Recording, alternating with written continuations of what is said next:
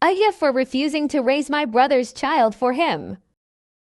I need to provide a little context. I was adopted by the people I consider my real parents when I was 7. My biological father is my adopted mother's brother, and she adopted my sister and me from him because he's a nut job. We were all raised with the knowledge that we were adopted. If I'm being honest, the notion of adoption isn't really a thing in my culture, as biological parenthood is very important.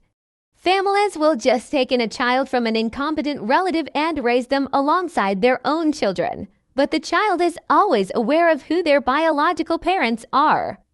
The biological parents are usually involved as well, but aren't the child's primary guardians, and the child usually goes back to their biological parents once they're more stable. My younger brother 17M is a little shit, and he got his ex-girlfriend pregnant. Furthermore, he cheated on her and she wants nothing to do with him. She figured out she was pregnant too late to get an abortion in our state, and her parents won't let her travel to get one. She wants nothing to do with my brother and our family, and I can't blame the poor girl. Initially, my mother was going to take the baby and raise it. But obviously, considering how things are done in my culture, my mother was expecting my brother's ex to be involved.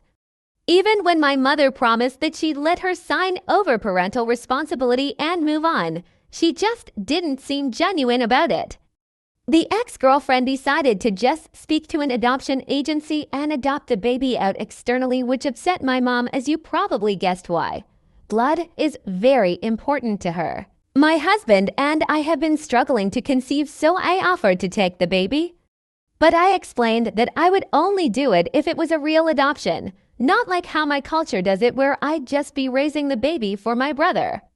I made it clear that the baby wasn't a toy to be passed around, and that I wouldn't be giving the child back when my brother finally gets his crap together in 15 years.